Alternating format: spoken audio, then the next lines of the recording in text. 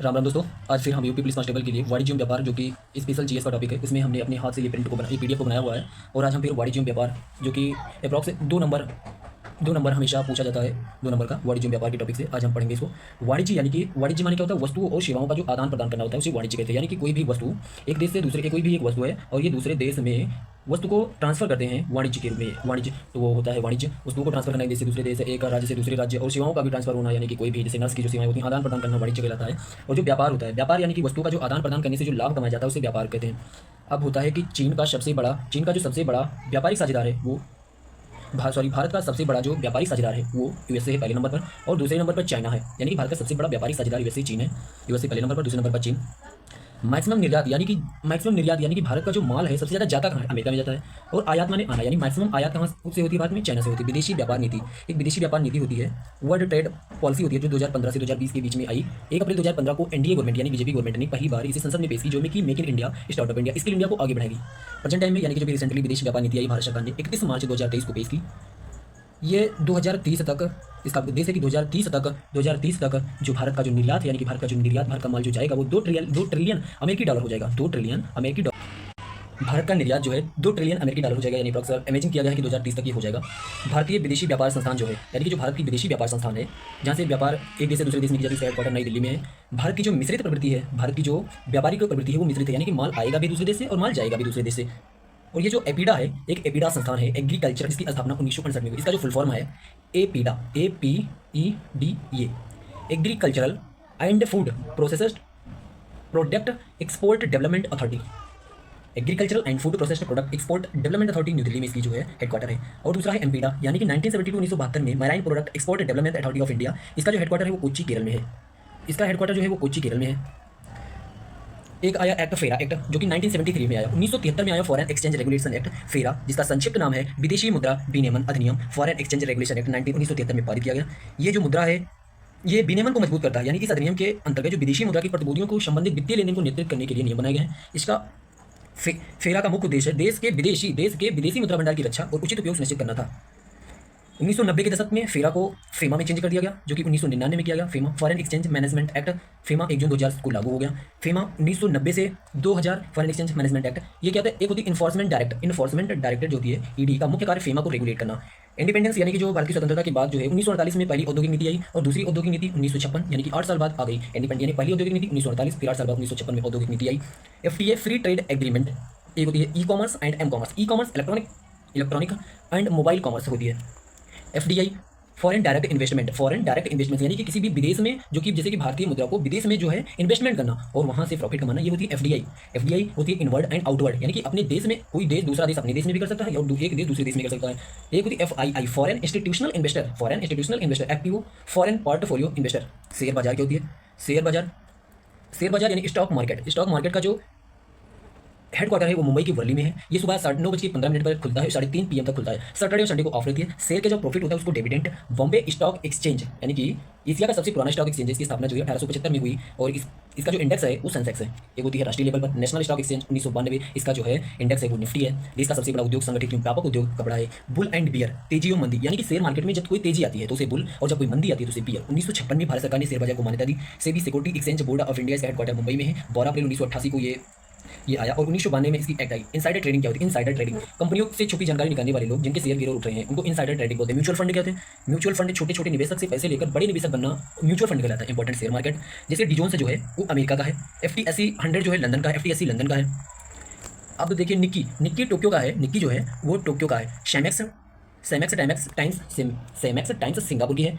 अब कुछ वस्तुओं को जो प्रोडक्ट हैं उनको क्या कहते हैं, उनके व्यापार को क्या कहते हैं? हॉलमार्क सोने, एग्रोमार्क कृषि पर लगती, एकोमार्क पर्यावरण पर लगती, रजत मार्क चांदी पर लगती। फसाई क्या होती है? फसाई एक संस्था होती है जो कि फूड प्रोडक्ट को सेफ्टी प्रोवाइड करती है, जिसकी स्थापना 2006 में हुई। Food safety and standard of India, Abid Hussain समिति, लघु उद्योग से संबंधित है। भारत में नवरत्न कंपनी जैसे भारत इलेक्ट्रॉनिक्स लिमिटेड बेंगलुरु में है। 1954 में इसकी स्थापना। Container corporation of India limited ये है 1988, यानी भारत इलेक्ट्रॉनिक लिमिटेड ये है 1954। Container corporation of India limited, कोई कंटेनर ऐसे खड़ा है बिल्कुल सटा, 1988। इंजीनियर्स इंडिया लिमिटेड ये है नई दिल्ली में और इसकी स्थापना 1965 में हुई। कोई भी इंजीनियर जो है पैसा कमाने के लिए अपना कार्य करता है तो 1965 में।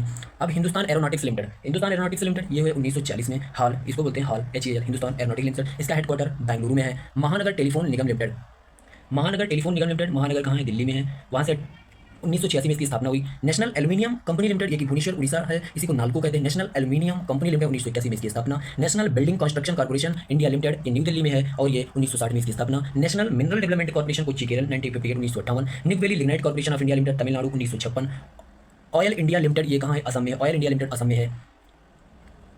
राष्ट्रीय इस्पात निगम लिमिटेड, ये कि कहाँ से? विशाखापट्टनम में है। रेनल 1971। रूरल ग्रामीण विद्युतीकरण निगम लिमिटेड न्यू दिल्ली में। Shipping corporation of India 1961। National chemical and fertilizers limited 1978। Rail Vikas Nigam limited 2003। ONGC Videsh limited 1974। ONGC Videsh limited 1974। अब एक बार फिर से पढ़ लीजिए कि Bharat electronic limited 1954। Container corporation of India limited 1988। Engineer India limited new Delhi 1965। Hindustan aeronautics limited Bengaluru 1940। Mahanagar telephone Nigam limited new Delhi. National aluminium company limited Bhubaneswar 1981। National building construction corporation of India limited new Delhi 1960। National mineral development corporation limited Kochi Kerala 1958। Neyveli lignite corporation of India limited Tamil Nadu 1956। Oil India limited Assam. Rashtriya Ispat Nigam limited 1971। ग्रामीण rural विद्युतीकरण निगम limited new Delhi. Shipping corporation of India limited Mumbai 1961। National chemical and fertilizer limited 1978। Rail Vikas Nigam limited 2003। 16 ONGC Videsh limited 1974। Bharat में Maharatna company, Bharat में कुछ महारत्न कंपनियां जो कि 2025 की सूची से आज तक की 2025 तक जितनी भी महारत्न कंपनियां बनी हुई उनकी लिस्ट है।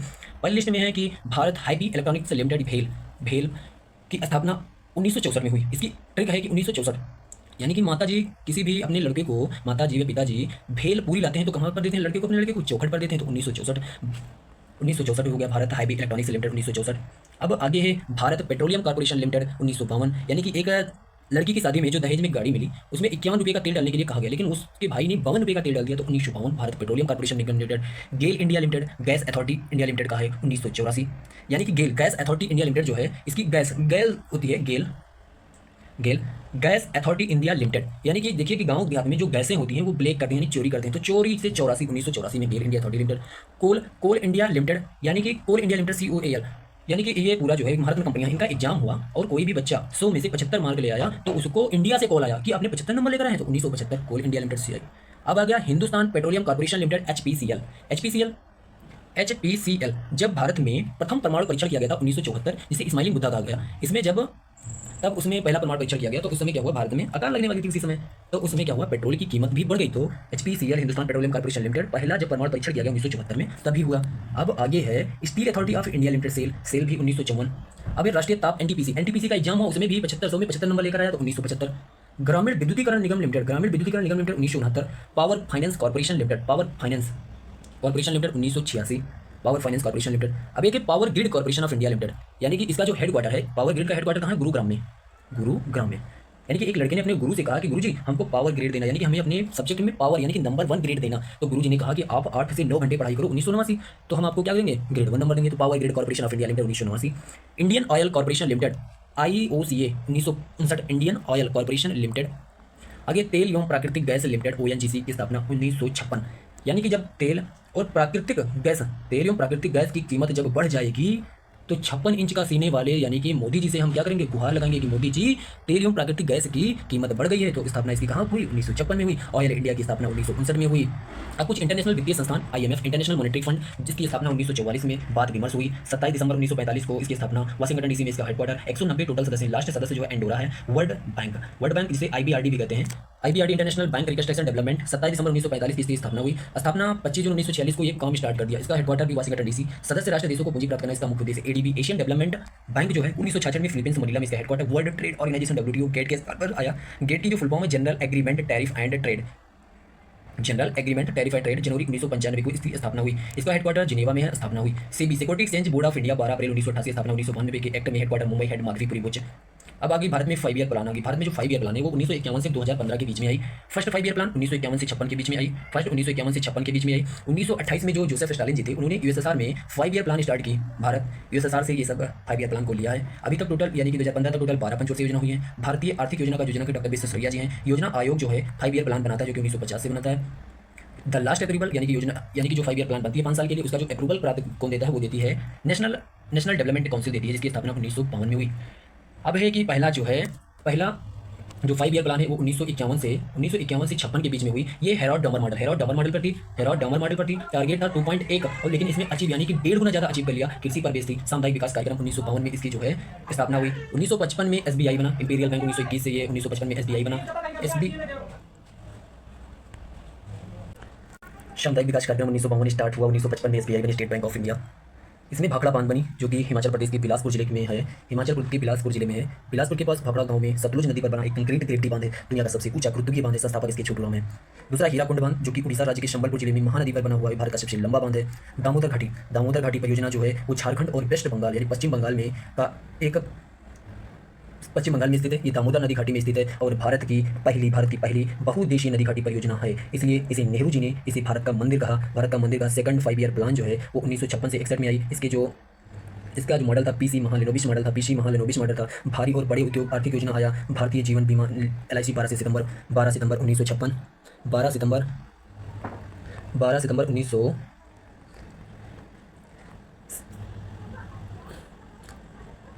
दामोदर परियोजना झारखंड और पश्चिम बंगाल में स्थित है। ये दामोदर नदी घाटी में स्थित है और भारत की पहली बहुउद्देशीय नदी घाटी परियोजना, इसलिए नेहरू जी ने इसे भारत का मंदिर कहा। सेकंड 5 ईयर प्लान 1956 से 61 पीसी महालनोबिस मॉडल भारी और बड़े उद्योग पर आधारित आर्थिक योजना आया। भारतीय जीवन बीमा LIC की स्थापना जो है 1956 में हुई। इसकी जो टारगेट थी वो 4.5 थी और इसमें अचीव 0.3 की कमी हो गई। अचीव करने में 3 स्टील प्लांट इसमें बने। दुर्गापुर यानी दुर्गा जी के ब्रिटेन यानी दुर्गापुर वेस्ट बंगाल ब्रिटेन की सहायता से बना। राउरकेला जो उड़ीसा जर्मनी की सहायता से बना। भारतीय सहायता क्लब रूस की सहायता से भिलाई छत्तीसगढ़ में रूस की सहायता से बना। भारत सहायता क्लब बना। मोटो जो है भारतीय सहायता क्लब बना। मोटो जिसकी थी प्लेयर को वित्तीय बजट बनाकर करना। भिलाई छत्तीसगढ़ रूस की मदद से बना। थर्ड जो है 1961 से 66 के बीच में सुषमा चक्रवर्ती मॉडल फोकस आत्मनिर्भरता पर बल देना। इसे गॉडगिल योजना भी कहते हैं। उद्देश्य 5.6 अचीव 2.8 यानी कि 50% का नुकसान हो गया। इस परियोजना में कृषि में ऋणात्मक वृद्धि हुई। परियोजना विफल रही थी। कारण जो था इंडिया चाइना वार 1965 में इंडिया पाक वार हुआ। इंडिया पाकिस्तान वार 1966 में फिर अकाल पड़ गई। भारत का सबसे बड़ा राष्ट्रीय आपातकाल, भारत में सबसे पहले राष्ट्रीय आपातकाल 1966 में लगा। 1961 में इनकम टैक्स आया। 1964 यानी कि 2, 6 और 4 1964 में industrial development bank of India की स्थापना हुई। पीएम नेहरू ने भारतीय संसद में इसे पेश की। रुपये का अवमूल्यन 1962 में फर्स्ट बार हुई। बोकारो आयरन स्टील रूस की हेल्प से बना। ग्रीन रेगुलेशन सबसे पहले सबसे असफल योजना रही है। इसमें विफल होने के बाद सरकार ने 3 योजना अवकाश लगा दिया। 1966 से 67 से 69 यानी कि 3 योजना अवकाश लगा दिया। फोर्थ 1969 से 74 टारगेट 5.7 अचीव 3.4।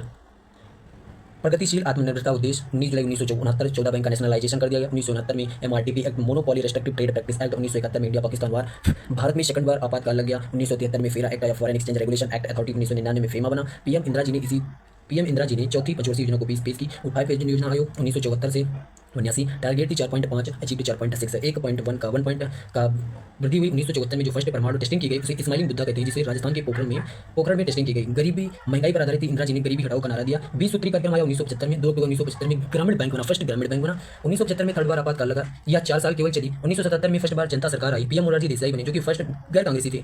1978 से 1980 में रोलिंग प्लान आया, जिसे अनवरत योजना लफड़ा वाला प्लान भी कहते हैं। जनता सरकार ने रोलिंग प्लान लाया। रोलिंग प्लान 1978 से 80 मोरारजी देसाई की सरकार ने लाया। गुन्नौर मॉडल पर आया। छठी 5 ईयर प्लान जो है 1980 से 85 में इंदिरा जी ने संसद में पेश की। टारगेट 5.2 अचीव्ड 5.7 आधुनिकीकरण और तकनीकी कारण पर बल दिया। 15 अप्रैल 1980 को 6 बैंक का नेशनलाइजेशन किया गया। 1 जनवरी 1982 को एग्जिम बैंक बना। 12 जुलाई 1982 को नाबार्ड की स्थापना हुई। 1984 में ऑपरेशन ब्लू स्टार हुआ, जिसमें क्या हुआ, अमृतसर में गोल्डन टेम्पल पर खालिस्तान की मांग को समाप्त कर दिया गया। 7वां 5 ईयर प्लान 1985 से 90 आया। पीएम राजीव गांधी जी ने पेश किया। डब्ल्यू मिलर मॉडल पर थी। क्षेत्रीय असमानता में कमी पर आधारित थी। टारगेट 5% थी, अचीव्ड 6%।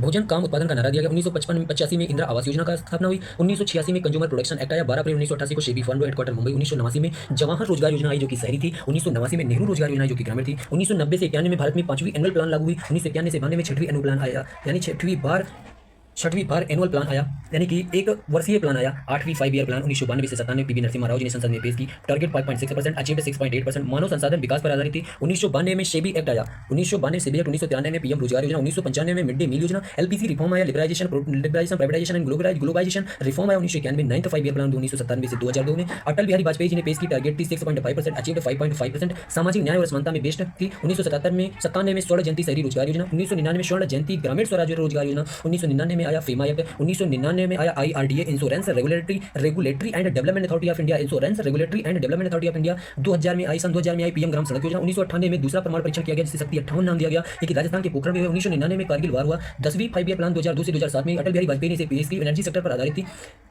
2005 में आरटीआई एक्ट है, राइट टू इन्फॉर्मेशन, जो कि 15 जून 2005 को आया। 15 अक्टूबर 2005 से लागू सभी इसके आर्टिकल हो गए। 2005 में भारत निर्माण योजना, 10 फरवरी 10 फी 5 ईयर प्लान में गरीबी को 5% कम करने का लक्ष्य था। NREGA act, national rural employment guarantee act 2005 में आया। 2 फरवरी 2006 को लागू कंप्लीट पूरी तरह से। आंध्र प्रदेश के अनंतपुर से 100 दिन का काम स्टार्ट हुआ। 2 अक्टूबर 2009 को नाम बदलकर मनरेगा कर दिया गया। समाज के सभी वर्गों में समग्र शिक्षा प्रदान होना, मनमोहन सिंह जी ने इसे पेश की। लक्ष्य समावेशी एवं सतत विकास। RTE act, right to education 2009 में आया। निःशुल्क एवं अनिवार्य बाल शिक्षा अधिकार अधिनियम है। शिक्षा का अधिकार अधिनियम आरटीई 4 2009 को भारतीय संसद का एक अधिनियम है जो भारतीय संविधान के अनुच्छेद आर्टिकल 21 के तहत भारत में 6 से 14 वर्ष के बच्चों के लिए निःशुल्क एवं अनिवार्य शिक्षा के महत्व के तौर तरीके से वर्णन करता है।